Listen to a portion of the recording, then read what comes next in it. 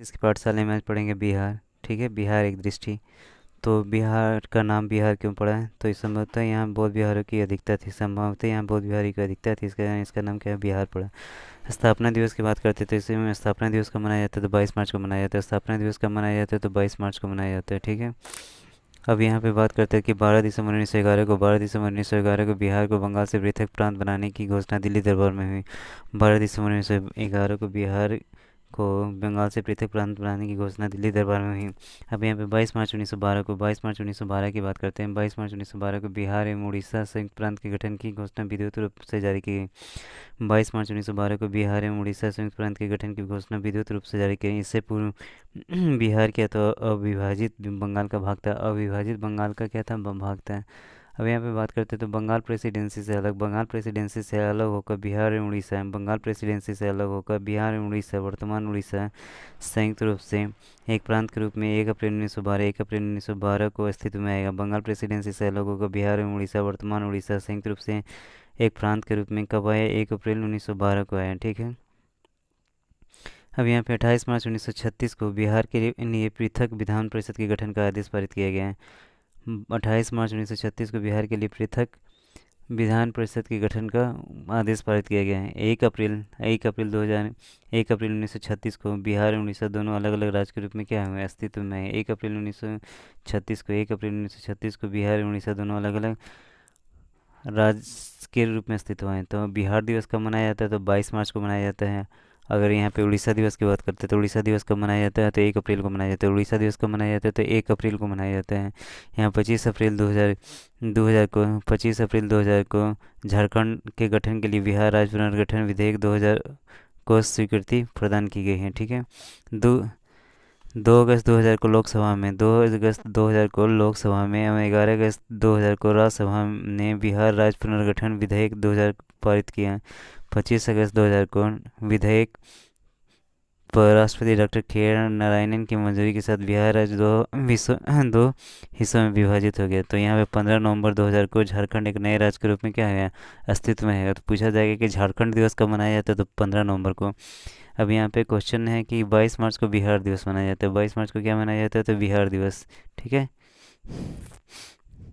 22 मार्च को बिहार दिवस मनाया जाता है। 1 अप्रैल की बात करते हैं तो 1 अप्रैल को क्या मनाया जाता है? तो उड़ीसा दिवस मनाया जाता है। उड़ीसा दिवस 1 अप्रैल को उड़ीसा दिवस। और 15 नवंबर की बात करते हैं तो 15 नवंबर को क्या मनाया? झारखंड दिवस मनाया जाता है। ठीक है। तो यहाँ पे देखते हैं कि 22 मार्च को क्या है? 22 मार्च 1912 को बिहार का गठन हुआ। 1 अप्रैल 1936 को उड़ीसा का गठन हुआ। 15 नवंबर 2000 को झारखंड का गठन हुआ। प्रदेश की राजधानी की बात करते हैं तो बिहार की राजधानी कहाँ है? बिहार प्रदेश की राजधानी कहाँ है? पटना। बिहार प्रदेश की राजधानी कहाँ है? तो पटना है। उच्च न्यायालय कहाँ है? पटना। उच्च न्यायालय कहाँ है? पटना। स्थापना की बात करते हैं तो 1 दिसंबर 1913 को पटना उच्च न्यायालय की स्थापना हुई थी, लेकिन उद्घाटन कब हुआ था? 3 फरवरी 1916 को। उद्घाटन मतलब पटना उच्च न्यायालय काम करना कब से शुरू किया था? तो 3 फरवरी 1916 से ये काम करना शुरू कर दिया था। ठीक है। अब यहाँ पे क्षेत्रफल की दृष्टि से राज्यों के क्रम में अभी भारत का क्षेत्रफल की दृष्टि के राज्यों के क्रम में भारत का 12वां, जो जम्मू और कश्मीर पुनर्गठन के पश्चात सबसे बड़ा राज्य है। ठीक है। तो फिर से ये 12वां नंबर पे पहुंच गया है। कौन? बिहार।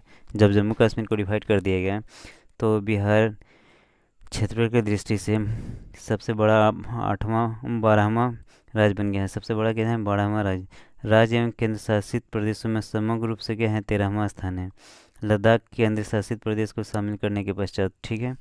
तो अगर ऐसे बात करते हैं तो भारत का स्थान क्या है? स्टेट में 12वां है, और अगर राज्य और केंद्र शासित प्रदेश को मिला दिया जाए तो इसका स्थान कब हो जाता है? 13वां हो जाता है। ठीक है।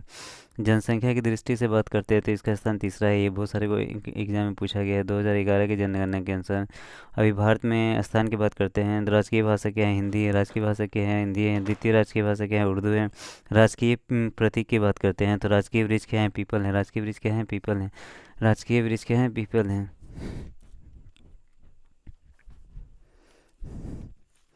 राजकीय वृक्ष क्या है? पीपल है। राजकीय पुष्प की बात करते हैं तो गेंदा है। राजकीय पुष्प क्या है? गेंदा है। राजकीय पुष्प क्या है? गेंदा है। राजकीय पुष्प क्या है? गेंदा है। ठीक है। यहाँ पे अगर बात करते हैं राजकीय पुष्प क्या है? गेंदा है। राजकीय पुष्प क्या है? गेंदा है। राजकीय पशु की बात करते हैं तो बैल है। राजकीय पशु क्या है? बैल है। 2013 से पहले ये क्या था? रिछ था। 2013 से पहले ये क्या था? रिछ यानी भालू था। अब यहाँ पे राजकीय पक्षी की बात करते हैं तो राजकीय पक्षी क्या है, गौरैया है। पहले नीलकंठ, हाँ, जब झारखंड से पहले क्या था, नीलकंठ नगता था। तो यहाँ पे राजकीय भाषा हिंदी है, द्वितीय राजकीय भाषा उर्दू है। हाँ। अब यहाँ पे राजकीय वृक्ष की बात करते हैं, पीपल है। राजकीय पुष्प की बात करते हैं, गेंदा है। राजकीय पशु की बात करते हैं तो बैल 2013 से पहले रीछ था। राजकीय पक्षी की बात करते हैं तो गौरैया स्पैरो है, पहले नीलकंठ नगता था।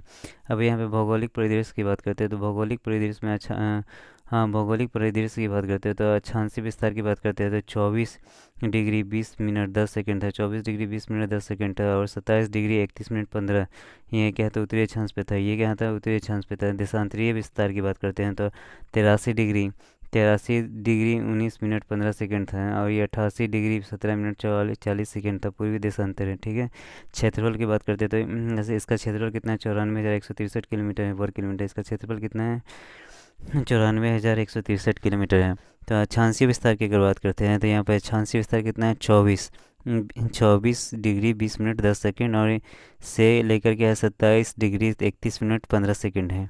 तो 24 3 27, 24 3 27, यानी 3 मिनट 3 डिग्री ये ज़्यादा है। मतलब इसका उत्तर से अगर उत्तरी अक्षांश की बात करते हैं तो 24 डिग्री, यानी 3 डिग्री है इसका बीच में, ठीक है।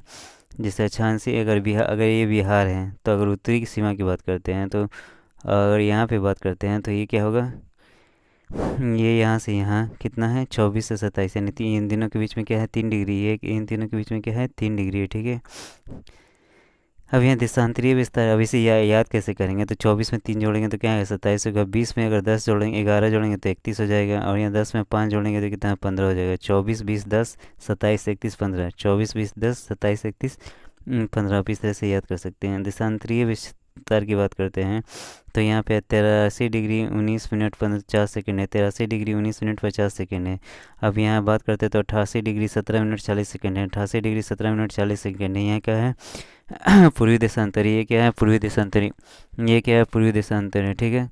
क्षेत्रफल की बात करते हैं तो 94,163 वर्ग किलोमीटर है। 94 इसका क्षेत्रफल किसका है, इसका 94,163 वर्ग किलोमीटर है। लंबाई की बात करते हैं तो उत्तर से दक्षिण 345 किलोमीटर। उत्तर से दक्षिण क्या है, 345 किलोमीटर। लंबाई की बात करते हैं तो उत्तर से दक्षिण कितना है, 345 किलोमीटर है। चौड़ाई पूर्व से पश्चिम की बात करते हैं तो कितना है, 683 किलोमीटर है। तो उत्तर से दक्षिण, अगर यहाँ पर ये उत्तर से दक्षिण की बात करते हैं, ठीक है, तो उत्तर से दक्षिण क्या है, अगर यहाँ नॉर्थ हो गया, ये साउथ हो गया, ये ईस्ट हो गया, ये वेस्ट हो गया। तो नॉर्थ और साउथ के बीच में कितना है, 345 किलोमीटर है। 345 किलोमीटर है। अब पूर्व से पश्चिम कितना है, 483 किलोमीटर है। यानी पूर्व से पश्चिम का एरिया ही ज़्यादा है, ठीक है। शहरी क्षेत्रफल कितना है, तो शहरी क्षेत्रफल है 10,195.49 वर्ग किलोमीटर, ठीक है। शहरी क्षेत्रफल कितना है, 10,95.49 वर्ग किलोमीटर। जबकि ग्रामीण क्षेत्रफल की बात करते हैं तो यहाँ ग्रामीण क्षेत्रफल कितना है, 92,257.51 वर्ग किलोमीटर है, ठीक है।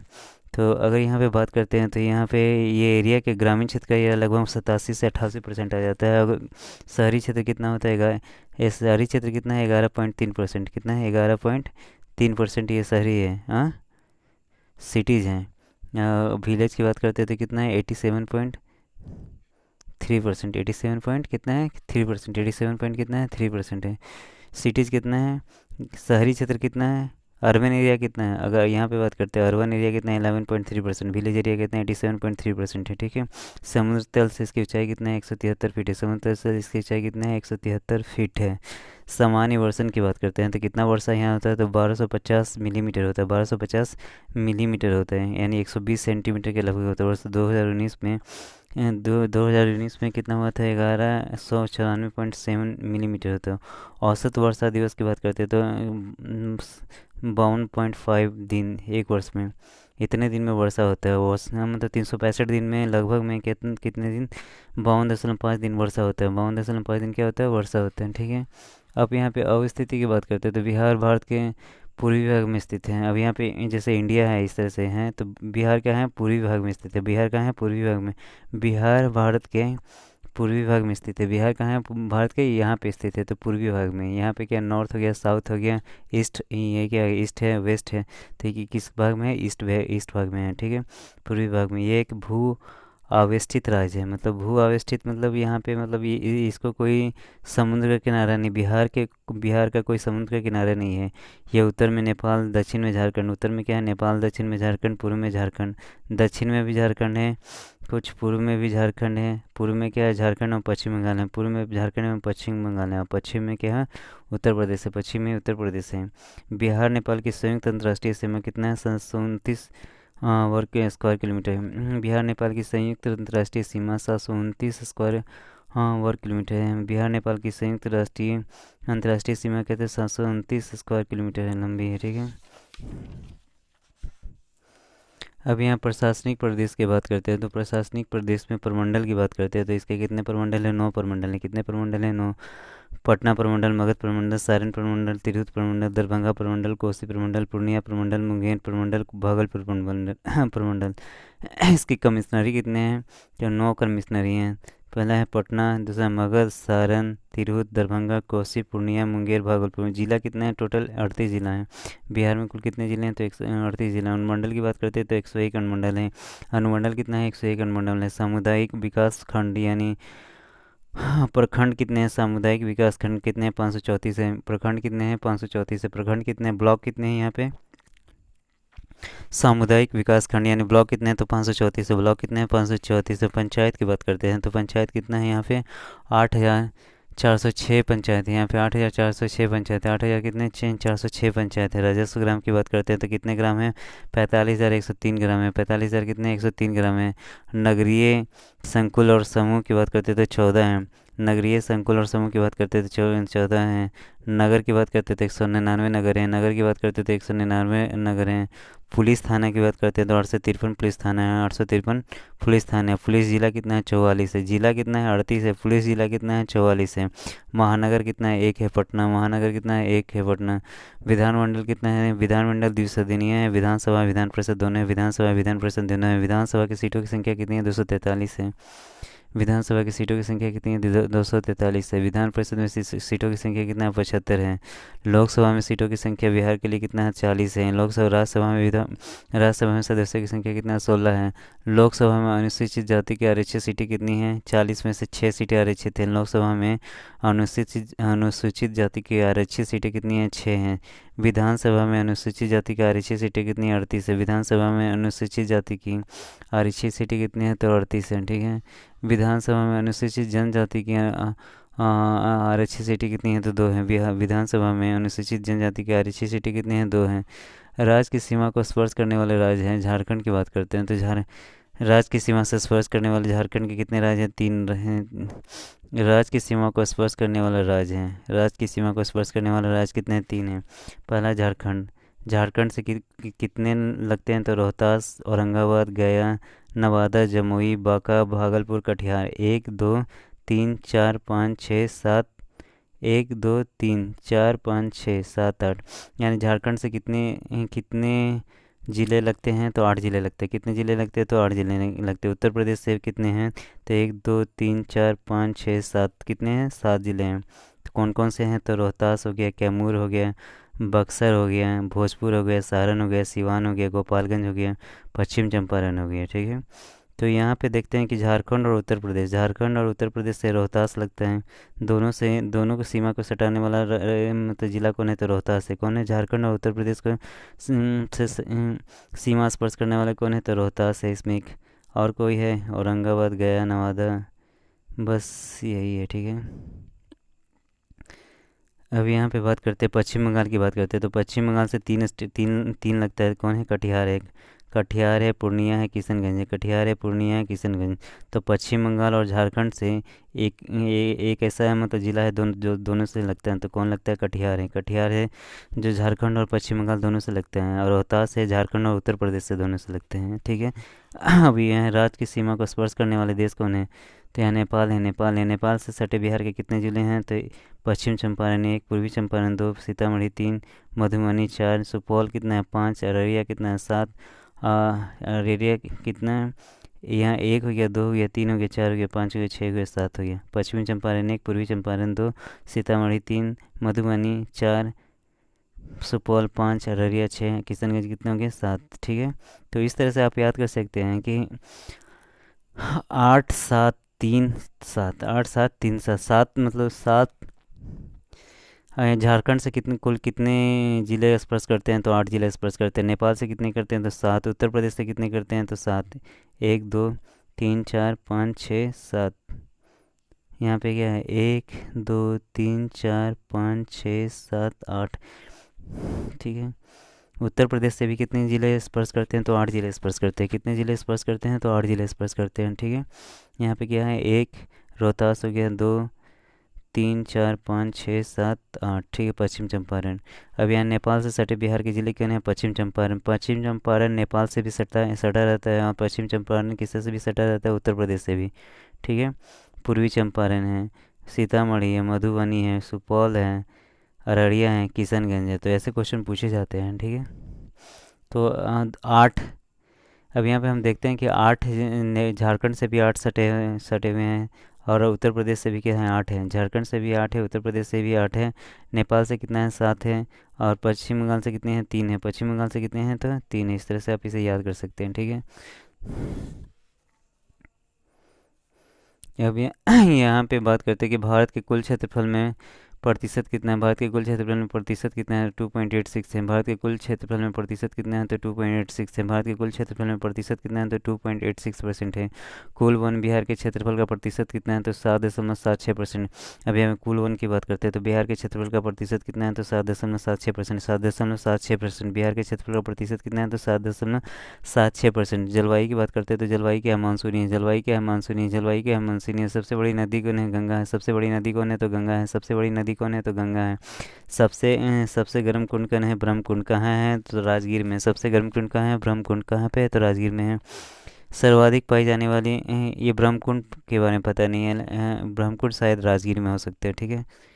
सर्वाधिक पाई जाने वाली मिट्टी कौन है? तो जलोढ़ मिट्टी है। सर्वाधिक पाई जाने वाली मिट्टी कौन है? तो जलोढ़ मिट्टी है। सर्वप्रथम सर्वप्रमुख खाद्य फसल कौन है? तो चावल है। यहाँ का सर्वप्रमुख खाद्य फसल कौन है? चावल है। सर्वाधिक क्षेत्रफल वाले 3 ज़िले हैं। सर्वाधिक क्षेत्रफल वाले कितने ज़िले हैं? तो 3 ज़िले हैं, घटते क्रम में। पहला है कि पश्चिम चंपारण, दूसरा गया है, तीसरा पूर्वी चंपारण है। सबसे बड़ा ज़िला कौन है? तो पश्चिम चंपारण। फिर क्या है? गया है। तीसरा है कौन है? पूर्वी चंपारण। पश्चिमी चंपारण, गया, पूर्वी चंपारण। सबसे कम क्षेत्रफल वाला जिला की बात करते हैं, तो सबसे कम में कौन है? तो शिवहर है। सबसे कम में कौन है? तो शिवहर है। सबसे कम क्षेत्रफल वाले 3 ज़िले क्या, तो बढ़ते क्रम में हैं, तो शिवहर सबसे कम है। उसके बाद अरवल है, फिर शेखपुरा है। शिवहर, अरवल है, शेखपुरा है। शिवहर है, अरवल है, शेखपुरा है। अब ये जनसंख्या 2011 की बात करते हैं। जनसंख्या 2011 की बात करते हैं, तो कुल जनसंख्या की बात करते हैं, तो कुल जनसंख्या कितना है? 1 लाख। यहाँ पे 10 करोड़, 2011 की जनसंख्या के 10.41 करोड़ है। 10 दशमलव कितना है? 41 करोड़ है। पुरुष जनसंख्या कितना है? 5 करोड़ के करीब, 5 करोड़ 42 लाख के करीब है। 5 करोड़ 42 लाख, 5 करोड़ 42 लाख 78 हज़ार 157 है। 5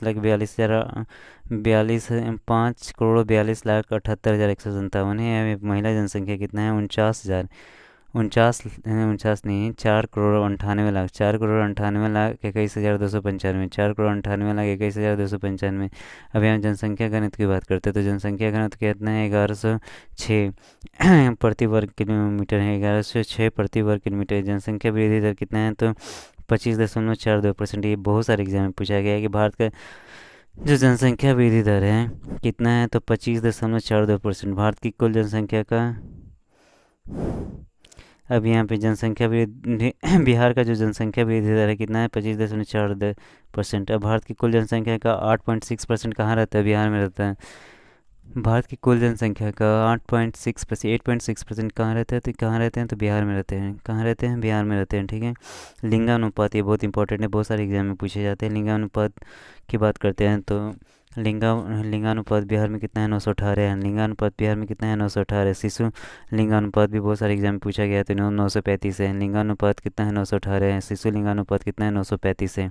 साक्षरता दर बहुत ही इंपॉर्टेंट है, कितना है? तो 61.8%, 61.8% है। पुरुष साक्षरता दर की बात करते हैं तो 71.2% है। पुरुष साक्षरता दर कितना है तो 71.2% है। पुरुष साक्षरता दर कितना है तो 71.2% है। महिला साक्षरता दर कितना है तो 51.5% है। महिला साक्षरता दर कितना है तो 51.5% है। महिला साक्षरता दर कितना है तो 51.5% है। ग्रामीण साक्षरता दर की बात करते हैं तो ग्रामीण साक्षरता दर कितना है 59.78% है। 59.78% है। और शहरी साक्षरता दर की बात करते हैं तो 76.86% है। तो साक्षरता दर इम्पोर्टेंट हो जाता है कि 61.80 है। पुरुष साक्षरता दर 71.20% है। 71.2% है। महिला साक्षरता दर कितना है तो 51.5% है। महिला साक्षरता दर कितना है तो 51.5% है।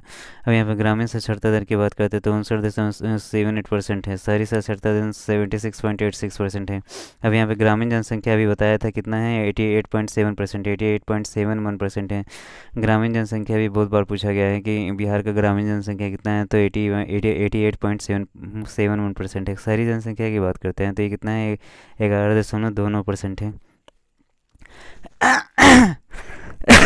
शहरी जनसंख्या कितना है तो 11.29% है। ठीक है। अब यहाँ सर्वाधिक जनसंख्या वाले 3 जिले हैं। सर्वाधिक जनसंख्या वाले कितने ज़िले हैं तो 3 ज़िले हैं। पहला क्या है पटना। पहला क्या है पटना। फिर है पूर्वी चंपारण। सर्वाधिक जनसंख्या वाले 3 ज़िले हैं। पहला क्या है पटना, दूसरा है पूर्वी चंपारण, तीसरा है मुजफ्फरपुर। पटना है, पूर्वी चंपारण, फिर उसके बाद क्या है मुजफ्फरपुर हो जाता है। न्यूनतम जनसंख्या वाले 3 ज़िले हैं। पहला क्या है शेखपुरा है, दूसरा क्या है शिवहर, तीसरा क्या है अरवल है। न्यूनतम जनसंख्या वाले 3 ज़िले हैं। सबसे कम जनसंख्या किसका है तो शेखपुरा का है। सबसे कम जनसंख्या किसका है तो शेखपुरा का है। उसके बाद शिवहर का है, उसके बाद अरवल का है। शेखपुरा, उसके बाद शिवहर, उसके बाद अरवल। सर्वाधिक जनसंख्या घनत्व वाले 3 ज़िले हैं तो शिवहर का जनसंख्या घनत्व बहुत ज़्यादा है। उसके बाद पटना का जनसंख्या घनत्व ज़्यादा है। उसके बाद दरभंगा का जनसंख्या घनत्व ज़्यादा है। उसके बाद दरभंगा का जनसंख्या घनत्व क्या है ज़्यादा है। और न्यूनतम जनसंख्या घनत्व वाले 3 ज़िलों की बात करते हैं तो पहला क्या है कैमूर। कैमूर का जनसंख्या घनत्व कितना है 488। कैमूर का जनसंख्या घनत्व कितना है 488। जमुई का कितना है 568। जमुई का कितना है 568। बांका का कितना है 674। तो यहाँ पे कैमूर की बात करते हैं तो कैमूर कितना है 488। जमुई कितना है 568 और बांका कितना है 606। अब यहाँ सर्वाधिक लिंगानुपात वाले 3 ज़िले कौन है। पहला क्या है गोपालगंज। सर्वाधिक लिंगानुपात वाले 3 ज़िले कौन है। पहला है गोपालगंज 10,021। दूसरा है सीवान 988। तीसरा है सारण 954। पहला सर्वाधिक लिंगानुपात वाले 3 ज़िले का पहला क्या है गोपालगंज। गोपालगंज का लिंगानुपात सबसे ज़्यादा है 10,121 10,121 है। फिर इसके बाद सीवान है 988 है। सारण है 954 है। न्यूनतम लिंगानुपात वाले 3 ज़िले। न्यूनतम लिंगानुपात वाले 3 ज़िले पहला है मुंगेर। पहला क्या मुंगेर 876। दूसरा है भागलपुर। तीसरा है खगड़िया। न्यूनतम लिंगानुपात वाले 3 ज़िले में पहला मुंगेर है, दूसरा है क्या तो भागलपुर, तीसरा है खगड़िया। मुंगेर है, भागलपुर है, खगड़िया है। ठीक है। न्यूनतम लिंगानुपात कहाँ है सबसे कम मुंगेर में है। सबसे कम कहाँ है मुंगेर में है। सर्वाधिक लिंगानुपात कहाँ है गोपालगंज में है। सबसे ज़्यादा कहाँ है तो गोपालगंज में है। सर्वाधिक साक्षरता वाला जिला कौन है तो रोहतास है। सर्वाधिक साक्षरता वाला जिला कौन है तो रोहतास है। सर्वाधिक साक्षरता दर वाले जिला कौन है तो रोहतास है। न्यूनतम साक्षरता दर वाले 3 ज़िले कौन है पूर्णिया सबसे कम है। न्यूनतम साक्षरता दर वाले 3 ज़िले कौन है तो पूर्णिया है 51.08। 51.08। फिर उसके बाद क्या है सीतामढ़ी है। फिर कटिहार है। पूर्णिया है, सीतामढ़ी है, कटिहार है। सर्वाधिक पुरुष साक्षरता वाला जिला कौन है रोहतास है। सर्वाधिक पुरुष साक्षरता वाला जिला कौन है रोहतास है। न्यूनतम पुरुष साक्षरता वाला जिला कौन है पूर्णिया है। न्यूनतम पुरुष साक्षरता वाला जिला कौन है पूर्णिया है। सर्वाधिक महिला साक्षरता सर्वाधिक साक्षरता भी रोहतास में है। सर्वाधिक पुरुष साक्षरता भी रोहतास में है। सर्वाधिक महिला साक्षरता भी कहाँ है रोहतास में है। ठीक है, तीनों चीज़ें यहाँ पे हैं। अब न्यूनतम साक्षरता की बात करते हैं तो सर्वाधिक न्यूनतम साक्षरता कहाँ है पूर्णिया में है। और न्यूनतम पुरुष साक्षरता कहाँ है पूर्णिया में है। न्यूनतम साक्षरता पूर्णिया में है और न्यूनतम पुरुष साक्षरता भी पूर्णिया है। लेकिन न्यूनतम महिला साक्षरता की बात करते हैं तो सहरसा में है। न्यूनतम महिला साक्षरता की बात करते हैं तो कहाँ है सहरसा में है। ठीक है। अब यहाँ पे देखते हैं मैप में देखते हैं कि ये क्या है पश्चिम चंपारण। ये क्या है पश्चिम चंपारण। पश्चिम चंपारण क्या है सर्वाधिक पश्चिम चंपारण क्या है सर्वाधिक क्षेत्रफल वाला जिला है। पश्चिम चंपारण क्या है सर्वाधिक क्षेत्रफल वाला जिला है। ठीक है। गोपालगंज क्या है सर्वाधिक, ये यहाँ पे गोपालगंज है। गोपालगंज सर्वाधिक लिंगानुपात वाला जिला है। सर्वाधिक लिंगानुपात वाला सर्वाधिक लिंगानुपात सबसे कम 10 की वृद्धि दर भी कहाँ है गोपाल में। सबसे कम 10 की वृद्धि दर भी कहाँ है गोपाल में है। ठीक, गोपालगंज में है। अब यहाँ पे शिवहर क्या है सबसे कम क्षेत्रफल वाला जिला है। शिवहर क्या है सबसे कम क्षेत्रफल वाला जिला है। सर्वाधिक जनसंख्या घनत्व वाला भी जिला क्या है शिवहर है। दो चीज़ शिवहर की दो खासियत हैं। सबसे कम क्षेत्रफल वाला जिला भी है चूँकि क्षेत्रफल कम है तो घनत्व इसका क्या होगा, यहाँ पे लोग ज़्यादा रहेंगे, क्षेत्रफल कम है तो घनत्व ज़्यादा होगा, ठीक है। अब यहाँ पे बात करते हैं कि गोपालगंज में भी है सर्वाधिक लिंगानुपात है। दो चीज़ यहाँ पे भी है, लिंगानुपात से सबसे ज़्यादा है और जनसंख्या भी जो दशकीय वृद्धि दर है सबसे कम कहाँ है, गोपालगंज में है, ठीक है। पश्चिम चंपारण सर्वाधिक क्षेत्रफल वाला ज़िला है। अब यहाँ पे बात करते हैं कि पटना की बात करते हैं। तो पटना है यहाँ पे पटना की अगर हम बात करते हैं तो पटना क्या है, सर्वाधिक जनसंख्या वाला ज़िला है। सबसे ज़्यादा जनसंख्या कहाँ पे रहता है, तो पटना में रहते हैं। सबसे बड़ा शहर कौन है, मेट्रोपॉलिटन मतलब एक ही पटना ही है। सबसे बड़ा मतलब शहर कौन है, मेट्रोपॉलिटन कहाँ है, तो पटना है, ठीक है। अब यहाँ सर्वाधिक अब यहाँ पे सर्वाधिक दशकीय वृद्धि जनसंख्या दर कहाँ है, तो मधेपुरा में है। कहाँ है सर्वाधिक जनसंख्या वृद्धि दर, कहाँ है, तो मधेपुरा में। सर्वाधिक जनसंख्या वृद्धि दर कहाँ है, तो मधेपुरा में। कहाँ है, तो मधेपुरा में। सर्वाधिक जनसंख्या वृद्धि दर कहाँ है, मधेपुरा में। न्यूनतम महिला साक्षरता कहाँ है, तो सहरसा में। न्यूनतम महिला साक्षरता कहाँ है, सहरसा में। न्यूनतम महिला साक्षरता कहाँ है, तो सहरसा में है, ठीक है। न्यूनतम साक्षरता वाला जिला न्यूनतम पुरुष साक्षरता वाला जिला कौन है, तो पूर्णिया है। न्यूनतम साक्षरता वाला जिला और न्यूनतम पुरुष साक्षरता वाला जिला कौन है, तो पूर्णिया है, ठीक है। न्यूनतम लिंगानुपात वाला जिला कौन है, तो मुंगेर है। सबसे कम लिंगानुपात मतलब मतलब मेल पे फीमेल सबसे कम कहाँ है, तो मुंगेर में। मेल पे फीमेल का सबसे कम कहाँ है, मुंगेर में। न्यूनतम जनसंख्या वाला जिला कौन है, तो शेखपुरा। न्यूनतम जनसंख्या वाला जिला कौन है, तो शेखपुरा। न्यूनतम जनसंख्या वाला जिला कौन है, तो शेखपुरा है, ठीक है। सर्वाधिक साक्षरता वाला जिला कौन है, तो रोहतास है। रोहतास में तीन चीज़ें हो जाती हैं कि सर्वाधिक साक्षरता भी रोहतास में है। सर्वाधिक सर्वाधिक महिला साक्षरता भी रोहतास में है। पुरुष साक्षरता भी रोहतास में है और सर्वाधिक साक्षरता भी कहाँ है, रोहतास में है। अब यह न्यूनतम जनसंख्या का कैमूर की बात करते हैं तो न्यूनतम जनसंख्या घनत्व किसका है, तो कैमूर का है। न्यूनतम जनसंख्या घनत्व किसका है, तो कैमूर का है, ठीक है। सर्वाधिक जनसंख्या घनत्व वाला जिला कौन है, सर्वाधिक जनसंख्या वाला सबसे बड़ा शहर तो पटना हो चुका है, ठीक है। अब यहाँ पे देखते हैं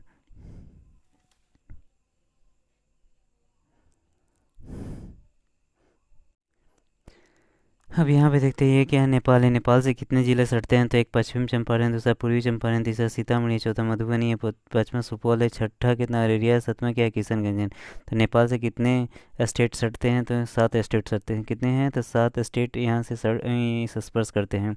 अब उत्तर प्रदेश में देखते हैं, पश्चिमी चंपारण 1 हो गया, गोपालगंज 2 हो गया, सिवान 3 हो गया, सारण 4 हो गया, भोजपुर 5 हो गया, बक्सर क्या हो गया, 6 हो गया, कैमूर क्या हो गया, 7 हो गया और रोहतास क्या हो गया, 8 हो गया। टोटल कितने उत्तर प्रदेश से सटते हैं, तो 8 ज़िले सटते हैं। कितने ज़िले सटते हैं, तो 8 ज़िले सटते हैं, ठीक है। अब यहाँ पे झारखंड की बात करते हैं तो झारखंड में क्या, रोहतास हो गया, औरंगाबाद, रोहतास 1 हो गया, औरंगाबाद 2 हो गया, गया 3 हो गया, नवादा 4 हो गया, हाँ, जमुई 5 हो गया, बांका क्या हो गया, 6 हो गया, भागलपुर 7 हो गया और कटिहार कितना हो गया, 8 हो गया। तो झारखंड से कितने सटते हैं, 8। कितने हैं, 8, ठीक है। अब यहाँ पे किशनगंज, पूर्णिया और कटिहार कितने हैं, 3 है। किशनगंज, पूर्णिया और कटिहार कितने हैं, तो 3 है। कितने हैं, तो 3 है। कितने हैं, 3 है, ठीक है।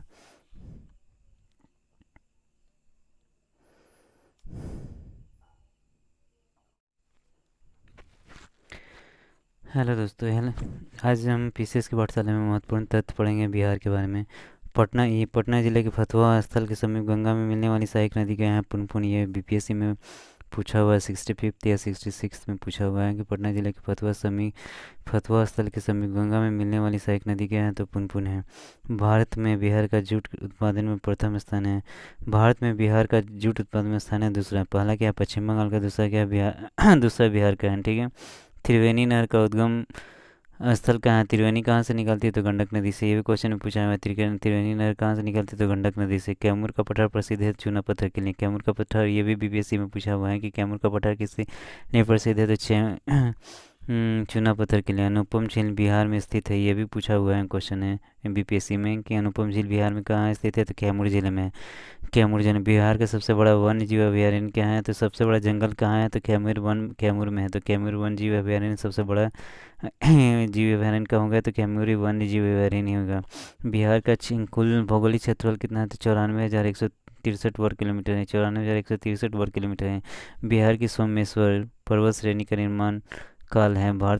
बिहार की सोमेश्वर पर्वत श्रेणी का निर्माण काल कौन है, तो प्लीस्टोसिन काल। प्लीस्टोसिन काल क्या है? प्लीस्टोसिन काल। बिहार में राष्ट्रीय राजमार्गों की कुल लंबाई। बिहार में राष्ट्रीय राजमार्गों की कुल लंबाई सड़क परिवहन और राजमार्ग मंत्रालय भारत सरकार के अनुसार 5358 किलोमीटर है।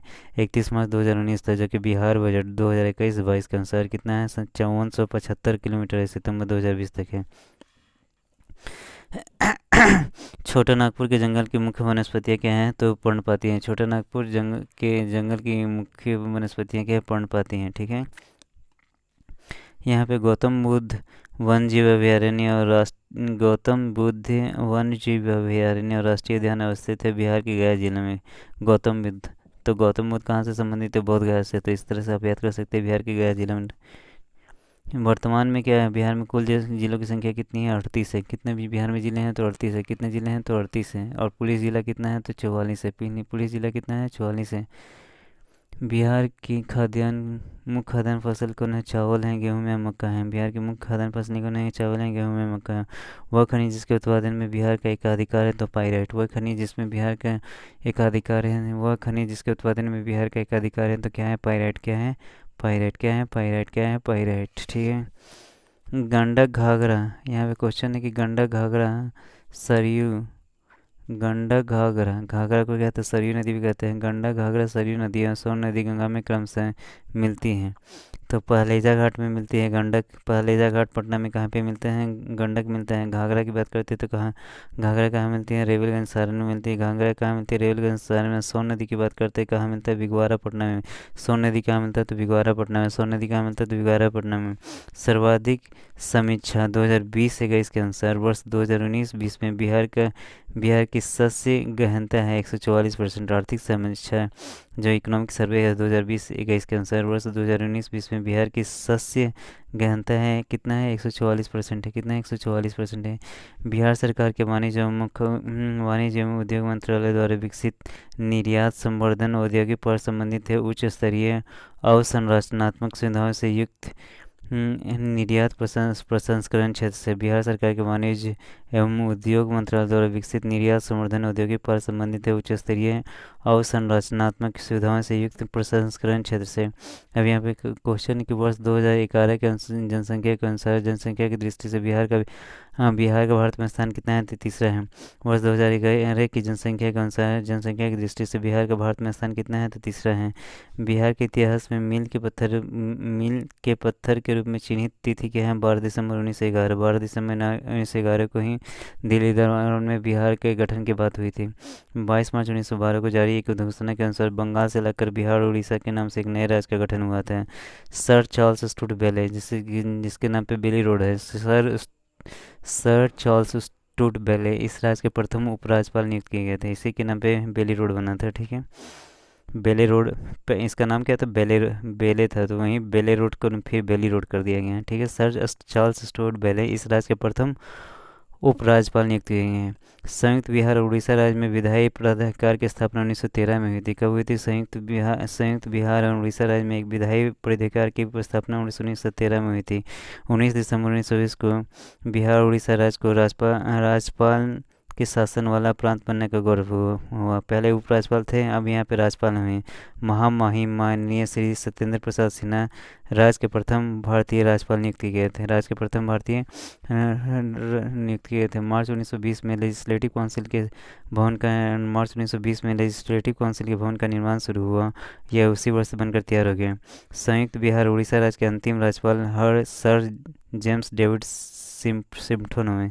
संयुक्त बिहार उड़ीसा राज्य के अंतिम राज्यपाल कौन हुए? सर जेम्स डेविड सिम्पटन हुए। गवर्नमेंट ऑफ इंडिया एक्ट 1935 के व्यवस्थाओं के अनुसार गवर्नमेंट ऑफ इंडिया एक्ट 1935 के व्यवस्थाओं के अनुरूप 22 से 29 जनवरी 1937 की अवधि में बिहार विधानसभा के क्या हुआ? बिहार विधानसभा के चुनाव संपन्न हुए। 20 जुलाई 1937 को 20 जुलाई अगर 1937 की बात करते हैं तो श्री कृष्ण सिन्हा के नेतृत्व में प्रथम सरकार गठित हुई। 20 जुलाई 1937 को डॉक्टर श्री कृष्ण सिन्हा के नेतृत्व में प्रथम सरकार गठित हुई। 22 जुलाई 1937 को विधानमंडल का प्रथम अधिवेशन हुआ। 22 जुलाई 1937 को विधानमंडल का प्रथम अधिवेशन घोषित हुआ। 31 दिसंबर 1939 को तत्कालीन मुख्यमंत्री डॉक्टर श्री कृष्ण सिन्हा ने अपना इस्तीफा दे दिया और बिहार विधानसभा विघटित हो गई। 31 दिसंबर 1939 को तत्कालीन मुख्यमंत्री डॉक्टर श्री कृष्ण सिन्हा ने अपना इस्तीफा दे दिया और विधानसभा क्या हो गई? विघटित हो गई, ठीक है।